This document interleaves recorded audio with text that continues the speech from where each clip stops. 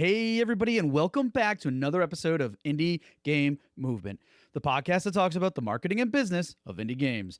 I'm Andrew Pappas, and I'll be your host today, and we're going to be talking about building loyal gaming communities by rewarding players. So, in today's crowded gaming landscape, keeping players engaged in new and different ways is tougher than ever, but it doesn't mean there aren't creative solutions. So, today we dive into innovative approaches by rewarding customer loyalty in games, uncovering what works and doesn't, and driving retention and creating memorable player experiences by crafting customer reward systems that deliver results. So that's what we're going to be talking about right here today on Indie Game Movement.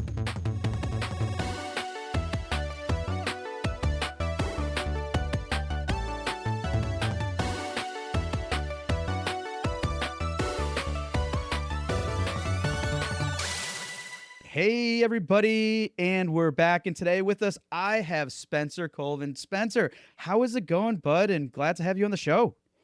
It's going very good. Thank you for having me. I'm very excited to be on. I think this is my first or inaugural podcast Is it? guest experience. So, All right, excellent. Well, so you're introducing me to this world. All right, excellent. Well, I hope there's more to come, and maybe it might be one of the best. Who knows? But all I care is that there's more of them in some way, shape, or capacity. Okay, enough of that, folks. Spencer here. He's the director of marketing at Dames for Games. And, his involvement in games in the industry has been like extremely extensive. I mean, looking back, you've previously worked on the Total War franchises, developed player engagement strategies for multiple titles and DLC. You also, worked on, Pokemon Omega Ruby and Alpha Sapphire campaigns. Correct.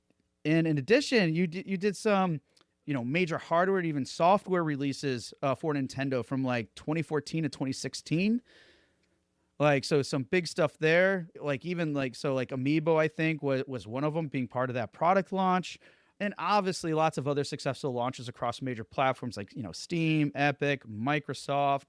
And then not only that, I mean, you've in previously to games, you also contributed to like a lot of award-winning advertising campaigns for major global brands, a few being Purina, Procter & Gamble, and even Chick-fil-A. So, man, that's really exciting. But, before we go further, I'm just curious, what's Dames for Games? I'm sure most of us probably know, but what is it, and what have you been doing there and helping out this organization?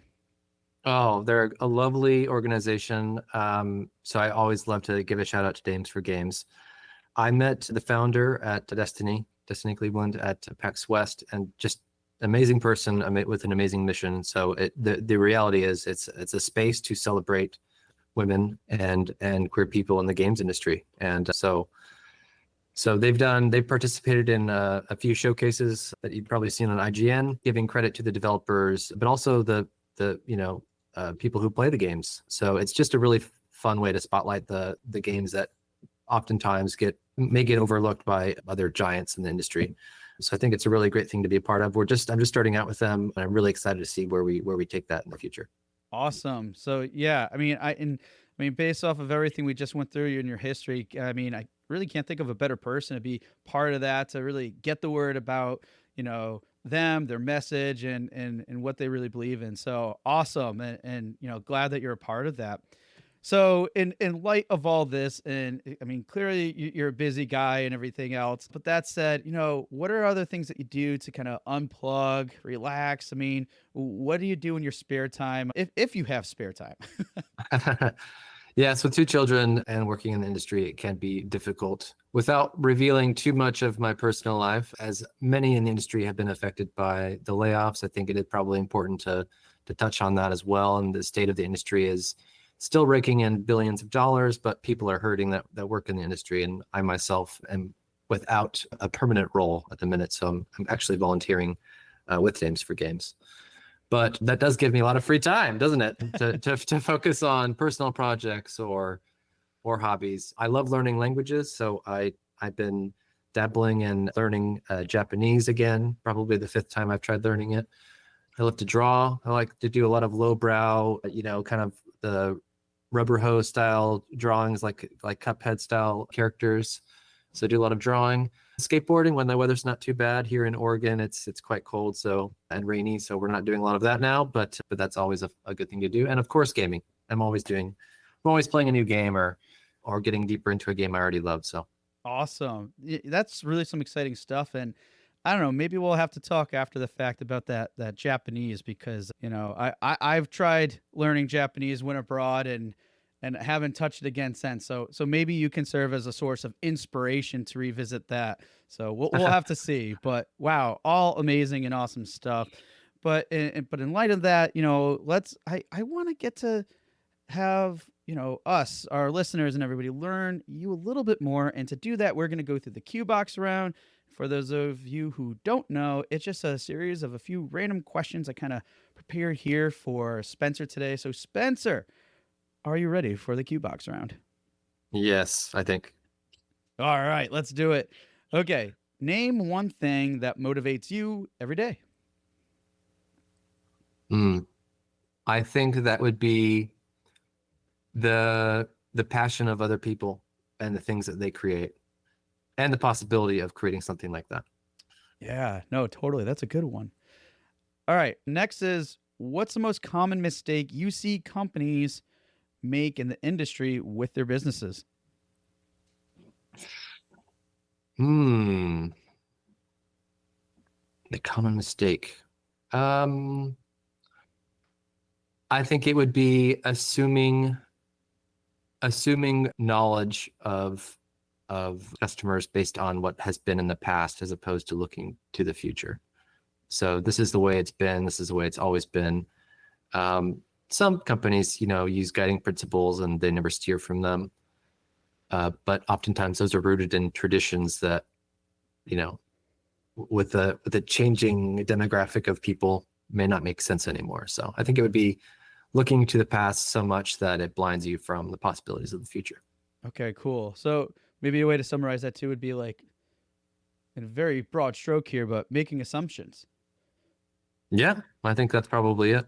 Making assumptions. Excellent. Okay. And actually, just to go a little bit further into that, the problem with that for me is that creatively, it just starves you of any new ideas about what you can do to transform your business. And then just the morale of your company just feels like it's held back somehow. So I think that's the problem. But then the implication is the consequences. It's pretty disastrous in my opinion. Yeah, definitely. I mean, definitely some important things to think about because you're right. It's like this is our process and this is always how we have to do it, and you never question the reason why behind it. Yeah, a lot can happen in making those assumptions of why this process has to be it, or understanding the why behind it, and it could be for a completely different reason than what even people leading that company know to today. So, wow, deep Yep. stuff there, good, but a very good one. All right. Last but not least, here and the staple in the show is what game are you playing now? Well, I'll give you a hint. Last night I just defeated the Witness. Do you know what game that is? That would be Destiny 2. So in the Destiny community, you're considered a blueberry if you don't really know how to play the game or you're new to the game. It's a bit. I'm totally a blueberry then. Yes, I've been playing for over 1,000 hours and I still consider myself a blueberry. But I realized that I pumped a lot of money into that game with the expansions over the years, and I haven't really played anything. I've done a couple of dungeons and things like that. So that's one of the main games I'm still into. The other would be Rocket League. I'm a bit sweaty in that game. High champ now, so I definitely play a lot of that game as well. But with my kids, that's usually where I get most of the gaming done. So Mario Party, that's going to be on the list. Luigi's Mansion 3, those are some of the main things that are circulating in the library at the minute. Sweet. Good stuff. Well, hey, appreciate you going into the Q box round and letting us learn a little bit more about you. Now, let's get to the heart of our conversation today, folks, which is what I shared in the intro is building loyal gaming communities by rewarding players. And so to kick things off, I'm really curious. I want to start with the basics here though, because in your experience, because it seems like this is going to be a big component of this. Why is customer loyalty so crucial for games, especially in today's competitive market? So it is a huge thing and it is hotly debated. Not really the aspect of loyalty, but how you achieve that. Hmm. So we'll come to that later, I think, in the podcast. But if everyone's making a really great, unique game, and of course, no two games are alike, what is going to make you feel valued as a player and as a customer? And sometimes those are two separate things. Who do you continually put your trust in, to give you those experiences? What are you coming back to time and time again? So I think that the short answer, the TLDR, is player loyalty is the most valuable thing a player can give to an organization because it not only represents the monetary value that's hanging over them and over time, but it signals to the developer, hey, we're in this together. I want this game to succeed too because I'm basically a part of your organization. So that's kind of the short answer. I think it does help to look at other industries and how relatively easy some other products or services are in the world to then frame how difficult it is for gaming. So if you get, just an example, if you get a really terrible cold and you need something over the counter, you go into Walgreens or CVS or your local pharmacy. There's only so many options for getting that cold relief. It's usually a lozenge or a syrup or something like that, or the generic store brand. The point is, you're not going to be overwhelmed by choices. In entertainment, however, and games especially, you are in a very competitive space where people are vying for your time and your attention, the share of mind, as people call it. There are hundreds and thousands of games launching concurrently. And it doesn't matter if you're a small developer, if you're a Roblox creator who developed a game, you can upset the entire industry with one game launch conveniently timed at the same time as the Ubisoft launch, as we saw, with Lethal Company, or, that came around at the same time as Alan Wake 2, not a Ubisoft game. But anyway, you're given a choice as a player to constantly choose between what you're going to play.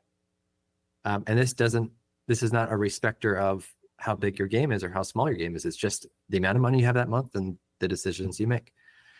So loyalty is saying, I'm going to choose you. I'm coming back to you because you're the experience that I want to have time and time again.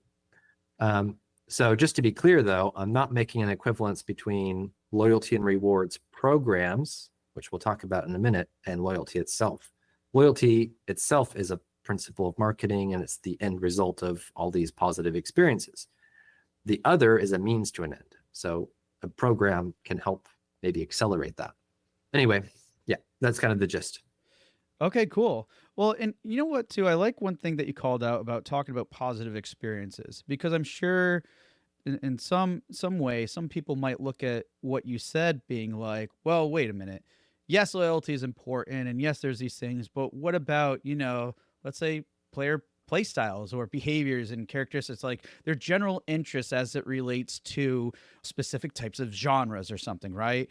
Isn't that a factor? And I think, obviously to a degree, but I think in terms of what that studio or company is, in terms of the experience they provide, even if a player has a preference of, let's say, a few different types of games, that loyalty factor is more likely than not going to play into their decision that they make. I would say so. So, because I'm a strong believer, no player just plays one type of genre and that's it. I mean, there's some out there, I'm sure, but in that, especially because it's like you said, hundreds of thousands of games that we're all competing with and stuff, and then of that short list that you're getting narrowed down to, this is just another major, probably important factor that can make all the difference in whether you get the sale or someone else does.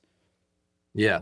And if you're a developer that a player trusts, let's say I'll just pick one at randomly, Team 17, they're a studio or a publishing studio outside of the UK. They've got lots of different titles. They work with, different developers. Maybe they don't have experience with a racing game, but because you've had experience buying a Team 17 title in their library before, you're like, you know what? I think these guys are going to nail it because they've done X, Y, or Z successfully. So when you're thinking about a single title, Like if you're just going to go online and play one game for the rest of your life, which we all know is very rare, there's very few people who do that. That's different. But if we're talking about, hey, this is a developer who did this game, they're coming out with this game because they really nailed it with the launch, or they listened to our feedback, they applied those changes to their recent updates. I think I can trust these guys again to do something with a totally different genre. It could be a motorcycle racing game, doesn't matter. So, and then on the alternate example of that would be they really botched the launch of this game. So how can I possibly be a loyal customer, with the future launch? I don't feel like pre-ordering because I didn't get, I didn't get what I wanted when that game launched. It wasn't, ready to ship. So this all plays into loyalty. Yeah, definitely. Because I mean, the impression you make is going to be an important one. And it's not to say that, hey, if you make a poor impression, that you can't recover from that. But also, I think more importantly, it comes down to leading with that right intention and everything else, and being aware of what that intention is. Because if you're coming off one way, or you're thinking one thing, but you're coming off another, again, that plays into how people perceive you, what that impression is, and ultimately that will lead to whether or not someone sees you as someone they want to be loyal to or not. At least influence that decision. So totally awesome. All right. Well, that is definitely a good place to start. So now I want to kind of dive in a little bit more of this concept that you mentioned earlier about kind of rewards, right? Like in getting to this point of loyalty, and there's, as you mentioned, different ways to go about doing this. So let's talk about like kind of reward systems and such. So to start with this, what would you say are some kind of core principles behind, creating effective reward system for players, or let's just say even people in general, because I'm sure there's a lot of characteristics that, it's not exclusive to games or players, but just people in general. So what are some things that reward systems that make them effective? Yeah, I think just thinking about the definition of what these look like, they typically exist first and foremost to increase the value of a customer relationship, right? Mm-hmm. So whether it's in gaming or whether it's something like the Chick-fil-A One mobile app that you get, or Starbucks does something very similar, these exist outside of gaming and they're frequently used. In fact, I think the majority of companies do employ some sort of loyalty, reward, or tier-based program to increase the amount of purchases from a customer. So if we're talking about that definition, there are a few of those that do exist in gaming, and some of your listeners may already participate or use these programs. I myself participate in a small way in some of these. So I don't know if there's a gospel written about these core principles, but there are a few that I can suggest based on my own experiences as both a pseudo architect of the system, as an observer, and also as a player myself. I think that these would both benefit players as well as developers, but I'm sure your listeners will have their own interpretations, and we welcome them. I think one of them would be obtainable. There's a lot of rewards, and it's sometimes it's nice to just get a reward for being a customer, doing nothing else but just being a customer, just for the honor of purchasing a game, getting something. So you see this frequently in just free updates that are patched into a game. You might get a celebratory skin or an emblem or some sort of mark that says, hey, you were there, it happened, you were a customer, thank you. It could come in the way of if you're on Steam and there's a publisher sale, you might even classify that as sort of a perk of being a customer.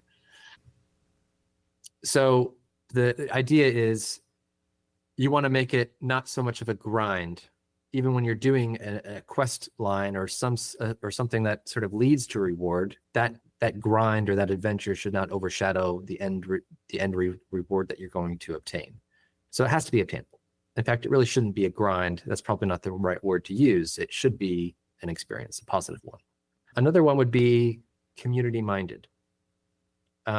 This is something that I don't actually see happen a lot, but the ones who do this well, I think, are players like Rockstar or Bungie.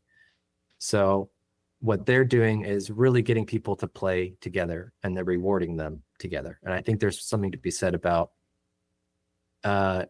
again, we're talking about something extracurricular to the game, a rewards system. So making it fun and making an experience that you can share with other players, I think is really, really cool. You can even stretch this to create something where players themselves can inform the reward process by suggesting rewards and making the rewards better and more optimal. So those are two down, two down, maybe a couple more to go. I think another one would be the relevance of that reward and how substantial it is. Are you going to waste time as a developer creating something that really wasn't worth the chase, that really is almost insulting in a way? If you're going to offer 10% off of something, I always find that to be a very insulting, offer to make. Does it make the game better? Is there some ulterior motive that you have as a developer masked behind that reward, like you're trying to get their information or to get them to subscribe to marketing? You have to be clear, you have to be upfront, you have to be honest with what you're doing. Always, anytime you're gamifying someone's preferences or something like that, it's a very dangerous game to play. It should be worth talking about. The reward should be something substantial. And then lastly, and this is something, again, I don't think has been the focus of many peers in the industry, but thinking about the portfolio at large as opposed to just a single game. So you may be familiar with Microsoft Rewards. We can argue about whether or not they're doing it effectively or in an optimal way, but Microsoft Rewards is all about getting to know the Microsoft family of products, okay? They want you to use search. They want you to participate in different contests. They want you to try different things in Microsoft games. They're really all about, using the Microsoft family of products and being familiar with them. So in that way, they're doing a good job of scaling up beyond just, the product that you're using.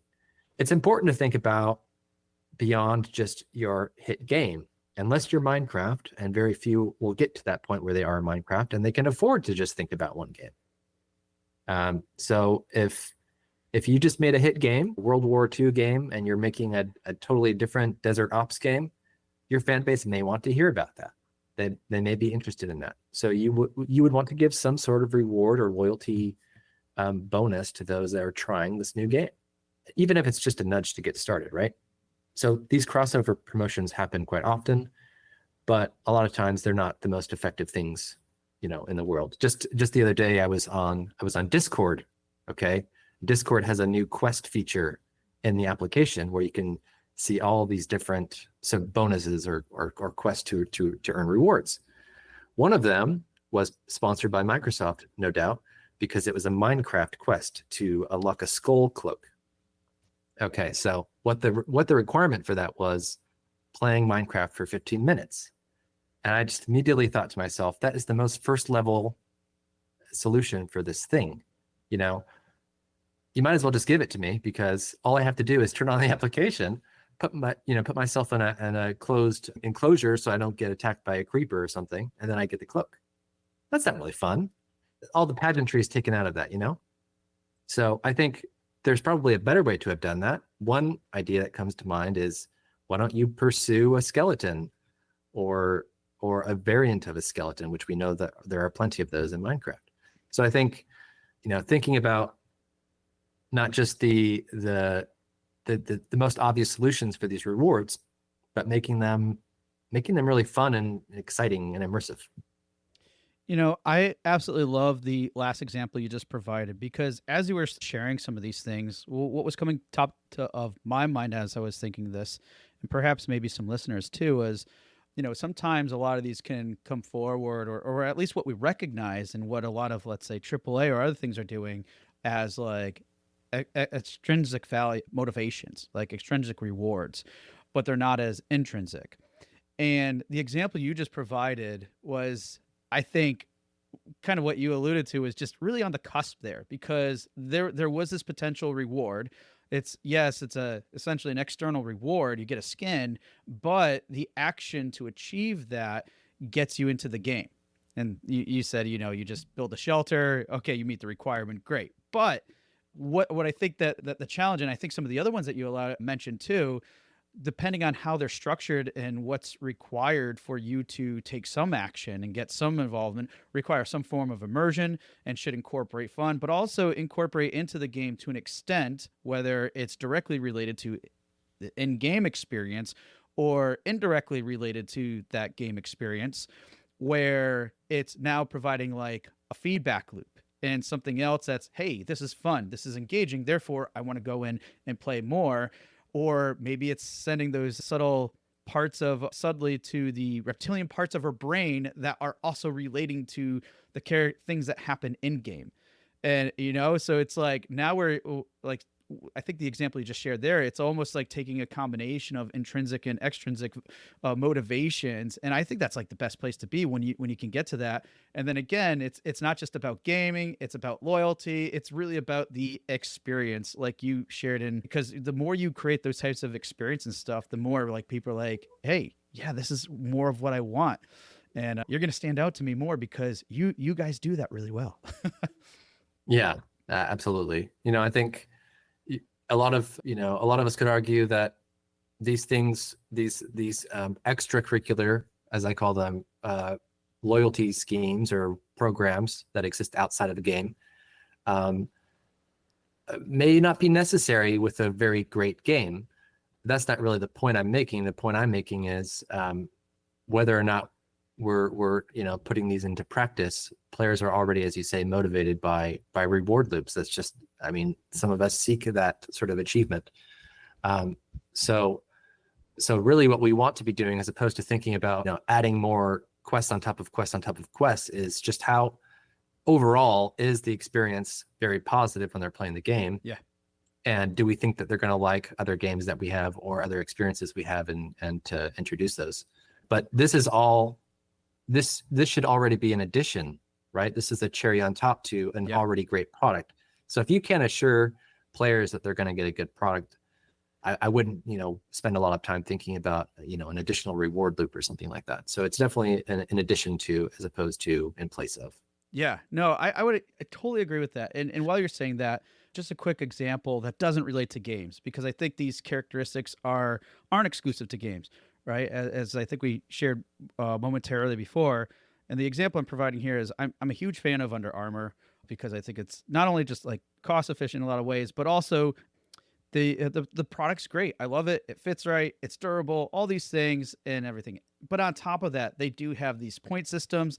You get points for making purchases. All this other stuff. And honestly, when I think about how I'm a fan of that product and everything, it's more because of the quality behind it and everything else than it is about the other thing. Like you said, is just the cherry on top.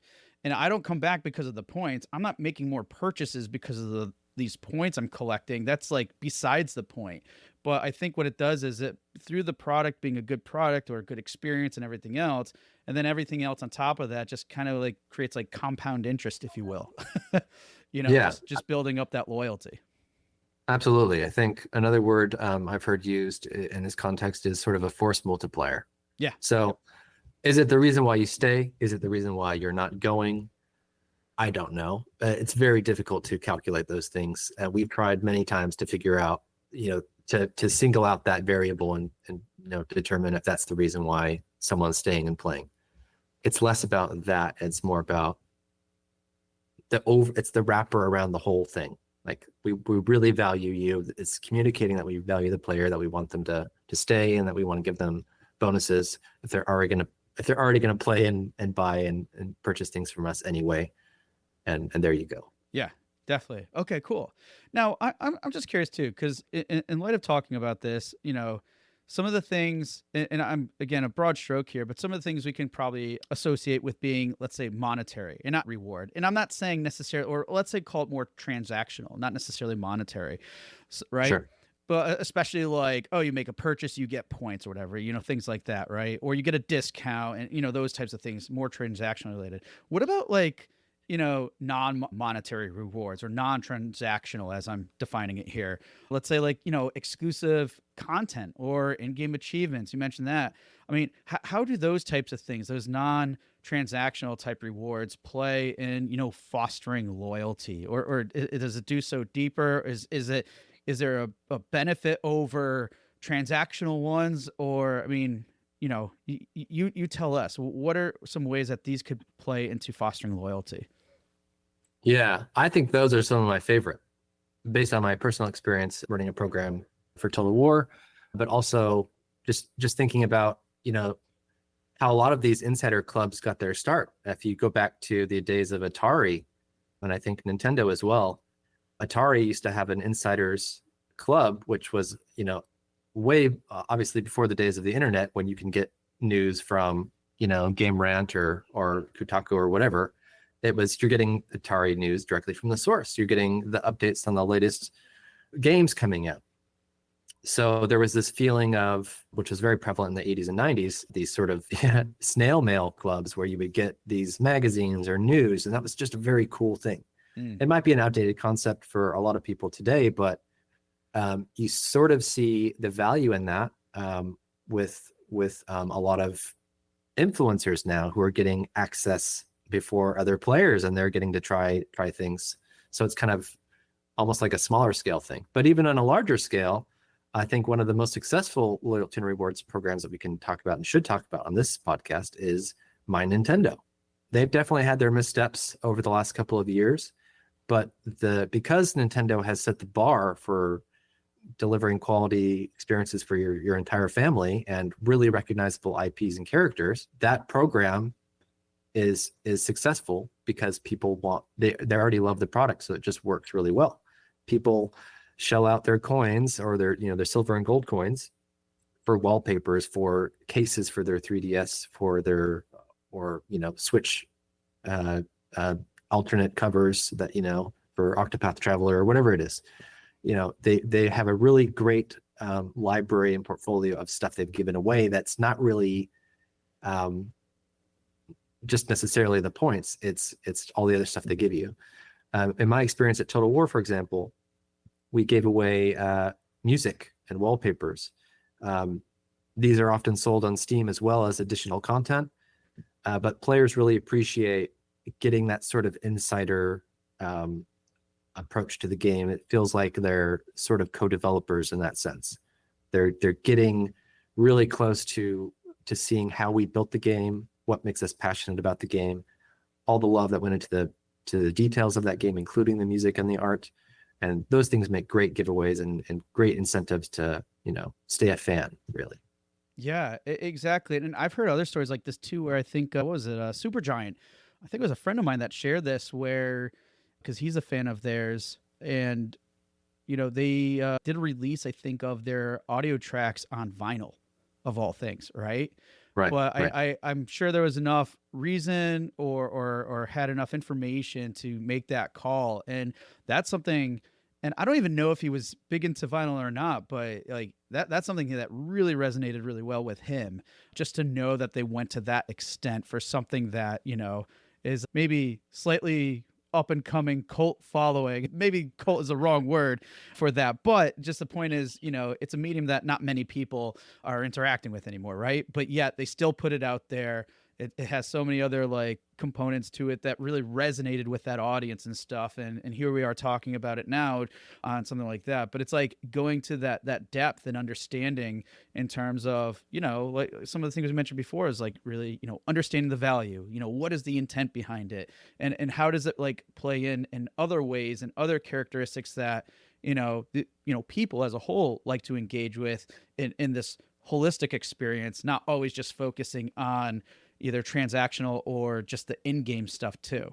Because Right. again, what was the word you used? But like I use the broader one was compound interest. I mean, all these things stack. Absolutely. Absolutely. So with that said, lots of interesting ideas, very effective ones too, and everything. But I can imagine too, like, okay, some of the examples you shared, some people might be thinking, all right, yeah, sound in this is one thing, but okay, skins is a common one that comes up, but hey, I don't have skins. So I'm just curious, like, how do you go about when you're trying to really like create these communities and everything else, but like when you're going into what community you're looking to create or what type of following you are. And it's really based off of your portfolio of games, or let's say your specific game that you're starting out with, like in maybe rewarding your players in some way is something you're focusing on. How do you adapt your rewards to, let's say, different player types? Let's say such as like casual players versus hardcore fans. And I know we're being very broad here, folks, but that's what I'm curious about too, because I'm sure in some cases it's way easier to do this than others. So how do you go about kind of navigating what rewards are going to work best for your followers, your audience, etc.? Yeah, I think as a developer, you probably know if your game has been out for some time, what missions, what achievements are being chased and being ultimately unlocked by players. So you may already have a sense of what's possible based on the makeup of your player base. As a general rule, I don't like general rules, but if you're going to have to apply one, I think it would be the rewards or engagement mechanisms that you use in whatever way that you're trying to achieve customer loyalty should consider the newest and inexperienced players first, because it's much worse to scare away someone who's just approaching your brand and just approaching your product with something impossible than it would be to annoy someone who's, a collegiate hardcore player, with an easy whack-a-mole task. So the worst thing, I always say, one of the worst things you can do is use a solution to create more problems. So if you're trying to create a loyalty scheme that just it creates more problems than it solves, then there's no point to having it. It really should be as simple as rewarding people for their time, their energy, and the money that they're giving you. So simply one way to tackle that may be to create a variety of challenges that have escalating rewards for the time that they expend into the game. I'm coming back to Bungie, because Bungie Rewards is a very unique program where for those not familiar, when you unlock some of the challenges in the game, you're given like a first chance to buy something from the store, from their physical store. So that's a very cool interaction. But the challenges normally are fairly easy, but they do have degrees of, okay, that's easy, everyone can do that, to then, oh, that's a bit extreme, that's a bit hardcore. And there's sort of an understanding among the player base that, you know what, we may not get all these we may not get all these rewards. That may not be in the cards. I'm just not good enough. I don't have the time to grind, or I don't have the skill level generally to do that. But in that way, you are getting something. You just may not, get the utmost gold, gilded skin or something. Yeah, I mean, what I love about what you just shared right there too, it really comes down to understanding like accessibility in varying degrees. And again, I'm using this term more open or more holistically, where we're not just talking about like, accessibility features for people that have, limitations or whatever, or talking about like, opening this up to whoever and making it easier for people, especially like new players. And I think that point you said too, it's like I think there's a fine line, or definitely a degree where, and I'm with you wholeheartedly, like really welcome and make new people come in, feel like they belong, because that opportunity doesn't last very long if you think about it. If someone's coming in new and you're making them feel welcome, it's like a honeymoon period, right? It's do whatever you can to make that extend as, not necessarily as long as you can, but make it really feel like a special moment, within reason. Because if you're rewarding people who are already there, and let's say, or there's other things in place, that's going to limit the accessibility for that new players. And it's like, think about like a simple example of this is like, if you're around a crowd of friends and then someone tells an inside joke and you're not part of it, like you're probably not going to engage in the conversation too long, depending on like how well you know this group of people. Sure. So yeah, I think, yeah. So even beyond loyalty, using a reward as an onboarding tool or a retention tool, well, retention being kind of the same thing as loyalty. Yeah, very important. The idea that that someone jumps into your game and just has it all figured out, it's just not the case. A lot of times people need a community, they need other people to talk to, they need something to do, and they need to know that they're listened to and that they're valued. And it doesn't matter if you work in chicken sandwiches or dog food or video games. We just need these things from products and services. We just expect them now. Yeah. So yeah, I think that's key to it. Yeah, and I mean, even on a broader level, like I'm thinking, as us older folk, I'm speaking primarily for me and other people in my age range, born out of the 80s. It gets to a point where, like, with kids or anything else that's going on in your life, and then you're coming across something and you want to make a decision, but it's not very clear in how they're communicating, or if I'm trying to learn something new. Like, let's say I feel horrible admitting this, but man, Fortnite is nowhere near as accessible as it is for me as it is for my son. And that gets very frustrating sometimes when I'm trying to help him out. It could take some time, and I'm confident I can get there, and I do in most cases, but man, it is. And I'm not saying Fortnite should be more accessible for someone like me, just using it as an example, but that level of accessibility, that intro, and that clarity makes all the world of a difference to really helping someone feel it goes back to what we said about earlier about first impressions, and accessibility is one of those ways to really help make that first impression, and then get you that path to kind of building up that, loyalty and all aspects of that. Yep. So, we talked a lot. I mean, you shared some actually examples of loyalty. Are there any else in which that, like, a campaign or, some initiative you worked on that kind of like exceeded expectations? Because I know, was it Total War, whatever, you shared some stuff, but was there anything else that really stood out of the pack? And like, what did you think, could you attribute that made it really successful? Yeah, I think, and speaking of the things that I've been able to work on, so with my experience with Nintendo, I was the advertising partner with Nintendo. Nintendo has a dedicated marketing team, as you know. They even have a dedicated events team, and one of the games I worked on was Kirby and the Rainbow Curse for the Wii U. And I do remember our team submitting or contributing to some Nintendo giveaways for that game, which just had a craft-led aesthetic to it, and it just lended itself really easily to some crafts. So we did some things around that. With Total War, one thing that I'm very, very proud of was, because rewards wasn't the only thing I was working on, but it was something that I was the most passionate about, because I liked the surprise and delight aspect of the players didn't know it was coming. There was always some bonus that they were expecting every time there was a new DLC coming out. And so it was really a fun job that I had to think about how to advertise those rewards. One such reward was this character we had for Total War, Warhammer 2, and now it's part of Warhammer 3, called Rakarth. Rakarth was like this dark elf, legendary lord, beastmaster. That is just a few of his titles, okay? He had a whip carried, and he kept his dragons and other beasts tamed and in line, and was just a very cool, somewhat malevolent character.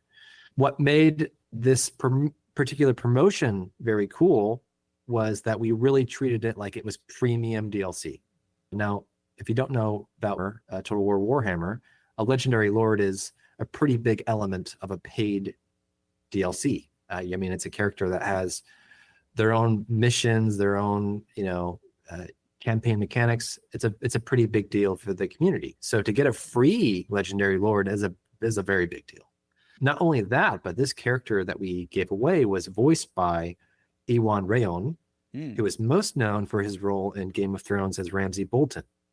So he's the sadistic, most evil character that you had seen in the series up until that point. We leaned heavily into that, and we did some in-game audio clips that we kind of leaked of this character, Rakarth, talking to his dragon. And, if you had no prior knowledge to who Rakarth was, you would think it was the Game of Thrones character. So we definitely played that up to our favor. And the community really appreciated that.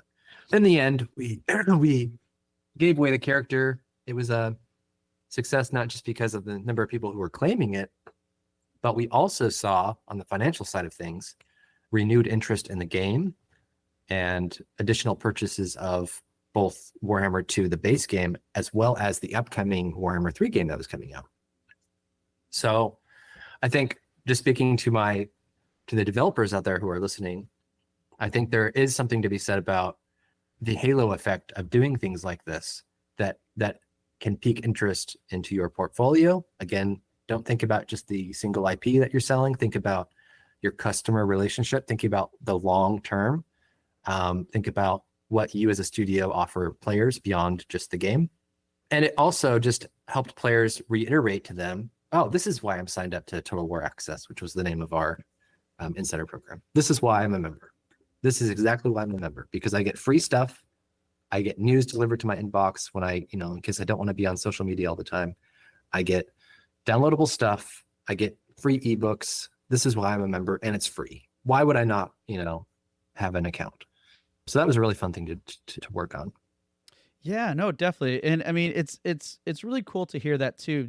Like kind of, and again, it's all going to be different depending on what your game is, what you know about your audience. But in this case, such a great example because I mean, that was one thing I was going to question earlier. It's like, hey, well, what are these other benefits that come out of this? And you're like, hey, look, not only was the benefit, not only was there a rally from the community getting excited and everything else, but then you had like, base sales go up. You probably had pre-orders coming in for the new game, all because of this main effort of, hey, you can be rewarded this character or, this role and everything. And it's just, and that's the other thing in which like how it can spread. And sometimes, especially if we're doing this as a small studio, it might be difficult to attribute everything based on those actions or whatever. But I mean, there's ways to at least have enough informed where you can track that results, but also know of the impact that it has with the overall sentiment of your audience, of your community, and then use that to then inform the next type of campaign and how it can do everything else. Because these are all not only fun experiences that you're creating for players, but they can also be a means to create, let's say, even more sustainability across your studio. Because essentially, in a way, it could be a way to find and make new assets that are in assets being like things that are generating revenue other than just the game that you're creating. And I'm thinking kind of very broadly and open mind here, but it's just like from you sharing that story and me thinking about it more, I'm like, there's just so many other opportunities when it comes down to really thinking about what these reward systems are like and how you're going about rewarding, regardless if they're, intrinsic or extrinsic. It all just really relates to what that experience is like for the player in and out of game. Yeah, we haven't really talked about this, but the model that you employ as part of your loyalty initiative, I think the obvious thing that we all know is that there are only a few storefronts. We're talking strictly about PC games here for a minute. You have Epic Games, you have Microsoft, and you have Steam and Good Old Games. But, those are sort of the merchants of record. So the big kind of like disconnect for a lot of people is, well, I don't even have, let's say you're a developer, I don't even have a customer relationship with my players because they're not even buying directly from me. I'm not handling direct fulfillment. So how can I possibly offer something to them?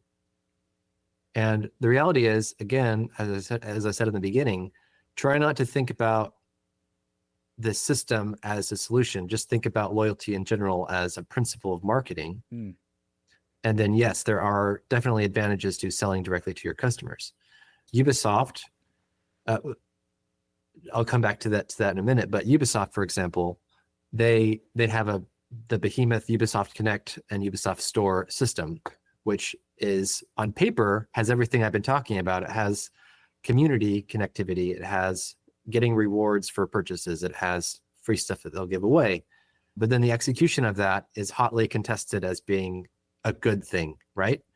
And this is why I say you need to separate the tools or the systems or the set of tools that you have from the loyalty initiative, because loyalty isn't bound to just using certain tools. It is a principle and the end result of all these positive experiences you have. To Ubisoft's credit, they did just update their storefront to allow you to use units, which are the sort of currency for Ubisoft's rewards program, towards pre-orders, something prior that you couldn't do. So I hope that means that they're listening. But again, you do take on some risk there by selling directly to customers, because customers feel sort of locked into your ecosystem, and any technical problems that you have will be reflected into just about anything you do. So again, just to reiterate, it's not about the system. It's not about the the program that you're running necessarily. It's about all the different positive interactions that add up to being to inspiring loyalty. Yeah, I love that one. I mean, you said it really well there. And in another way, it's basically the same way. It's like you're calling out to just, focus on those principles, not the systems. Because I think it's an important thing to call out to, because sometimes we do. It's like, oh, well, we have this, and well, like you said, it's like, oh, there's these storefronts and everything else. So do I need to? I'm not going to make my own storefront, and I don't want to sell directly. But it's like, no, it's about the principles. It's about how do you apply those principles in your own way, within your own means, because there's only so much we can do. But if you're looking to do things this way and build up loyalty by really rewarding your players, yeah, focus on those principles, folks. So great stuff. Well, one more quick question before we close, because I know we're coming on time here. But the last thing I'm curious about too is, like, the future.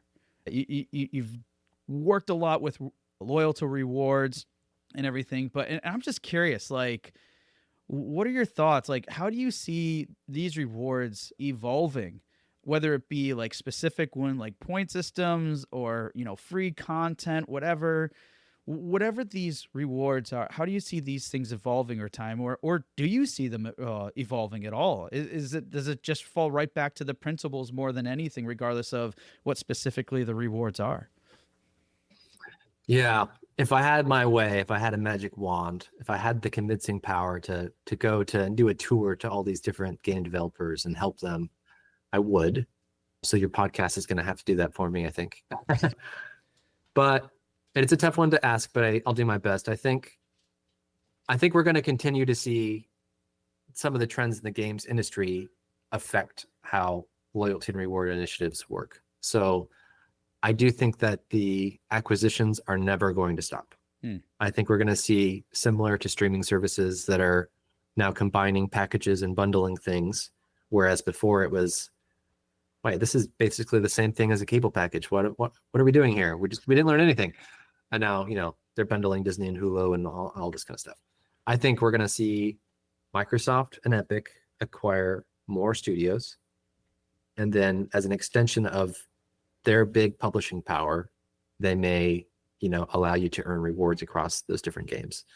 But on a more mid-weight AA or indie game level, I think that most of these developers, as history has proven, are so busy keeping the lights on and keeping people happy with the game, they're not going to be thinking about the extrinsic or extracurricular rewards or loyalty and building those customer relationships. They're going to rely on the games being successful. That sounds a bit pessimistic, but I am hopeful that some will come around and see the benefit of doing a really good rewards program that sort of goes back to the roots of rewarding people that are fans and giving them inside content, because I think that's hugely valuable. I do want to give kind of an example. I've talked about Destiny 2 a little bit on this podcast. It's one of my favorite games, and Bungie Rewards seems to be like the start of something that could be really great. So if you're listening, Bungie, hire me. So here's a free idea for Bungie, sort of answering your question. So in the game, you have a really cool in-game vendor called Tess Everest, which gives you, she sort of handles the microtransactions in the game. She gives you what are called engrams, for doing different challenges, and just sees, throughout the season, you can earn bright dust and unlock all this stuff. But Bungie also has a web page for downloading codes.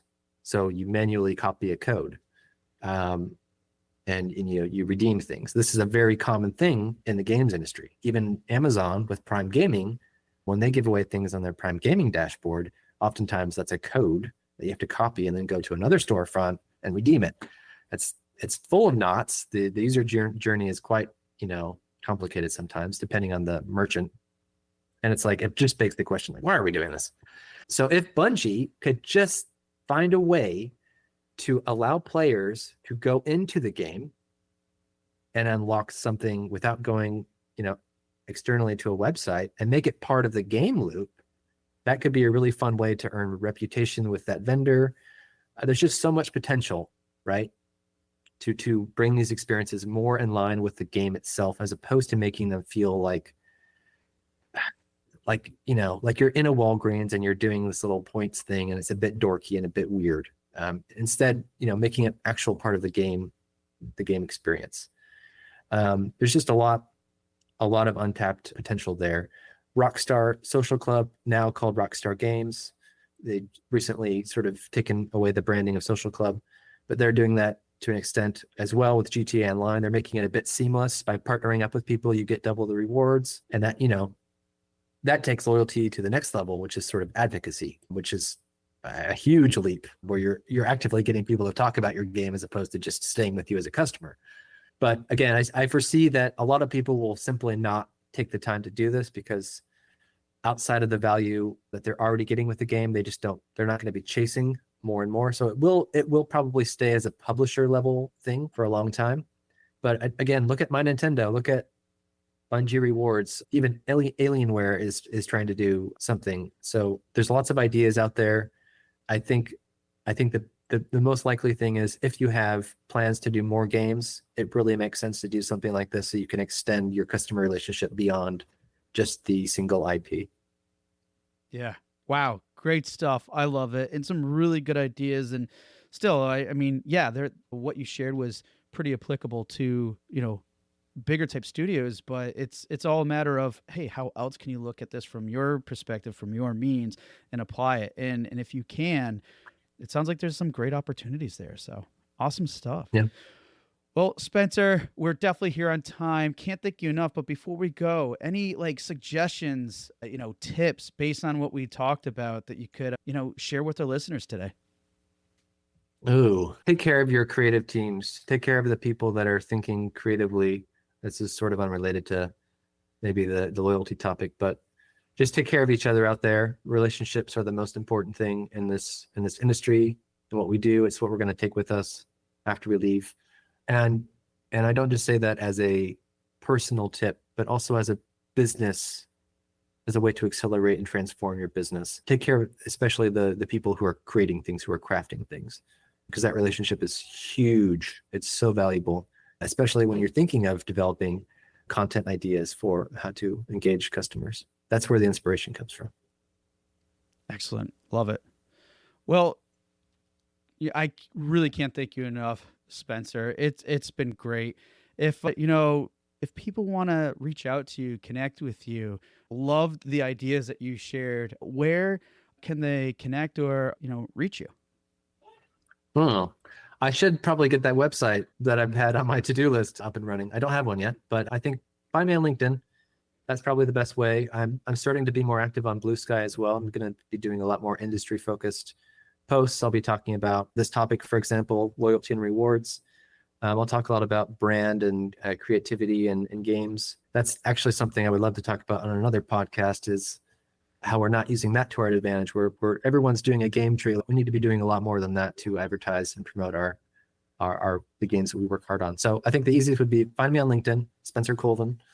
Should be a lot of Spencer Colvins out there, and I'm the one with the smiling face and the games industry background. So look for me and connect with me, and let's work together. Awesome. Well, Spencer, thank you for everything that you shared with us. And folks, if you do want to connect with Spencer, like he said, Blue Sky, LinkedIn, those links will be in the show notes. Spencer, can't thank you enough, and really appreciate you and being on the show with us today. Thank you. Thank you. I appreciate it. Thanks for the opportunity, and on to the next one. Awesome. Hey, everyone. Thank you for listening to another episode of Indie Game Movement. I'm Andrew Pappas, your host, and the show's producer is Mustafa Price. Show notes for this episode can be found by visiting rengenmarketing.com, the number episode of the show. Rengen Marketing is a consulting marketing company that helps indie devs with their marketing efforts. Whether you need guidance with your game's marketing strategy or could use a free marketing plan template, then please visit www.rengenmarketing.com and take action. A special thanks to Dakota Saw for Season 2's opening theme and Melissa Gellis for the new logo design. And as always, thanks for being such great listeners, and we'll see you next time on Indie Game Movement.